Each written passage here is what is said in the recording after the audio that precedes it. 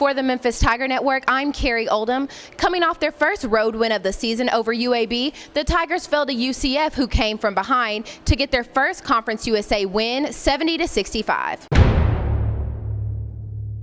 The Tigers had an impressive first half. After a close first 7 minutes, the Tigers broke away to go on a 13-2 run between the 13 and 11-minute mark.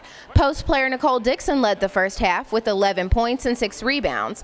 The Tigers went on 2 more runs, one 6-0 and a 7-0, keeping the Knights' leading scorer to just 2 points in the first half. The Tigers bench added 12 points, putting them up 37-27 at the half. Pull-up jumper for the team for some help. Gets a screen. Comes to the right side just inside the elbow. And Dick Jackson threw it off the back of her own teammate, Kaylee Keogh. Down on an 11-2 run. They steal the inbounds. Here is Dixon high. The second half was all UCF, starting with an 18-2 run to give them their first lead of the game. The Knights built as much as an 11-point lead and held on to it, but Nicole Dixon hit a 3 with 2:10 to play, and Ariel Hearn followed it up with a steal and a bucket to cut the lead to 3. Despite the Lady Tigers' best efforts, time just wasn't on their side, and UCF held on for a 70-65 win.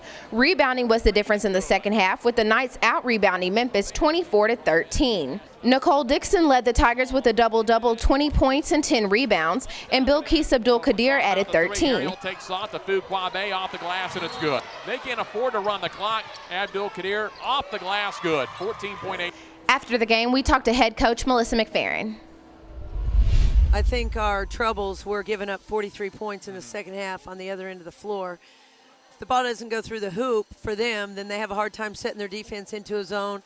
We talk about that all the time. I mean, I just felt like our inability to keep the ball out of the lane, our inability to keep Erica Jones off the glass, I thought that was the difference in the game.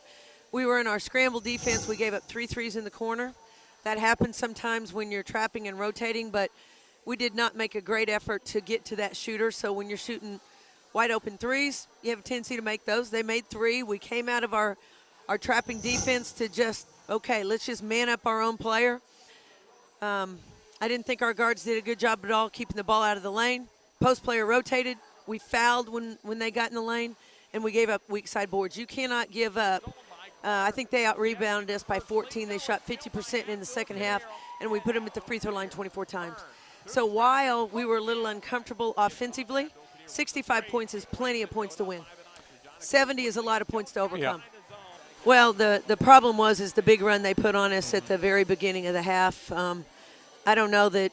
I mean, we've given up leads before and been fine. I don't think that was it. I just think we weren't real committed to being a team that worked today to get stops, and that's probably the most disappointing thing because, like I said, we were trapping and scrambling a little bit, maybe a little bit too much, so we decided to come out of that.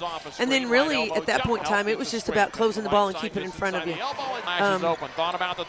We didn't play the last 2 minutes of the game very well. We gave up an offensive rebound on a free throw. We fouled in an absolute no-foul situation. And if we were going to have any opportunity to come back after giving up the lead, then it was going to be playing the last 2 minutes well, and we made mistakes.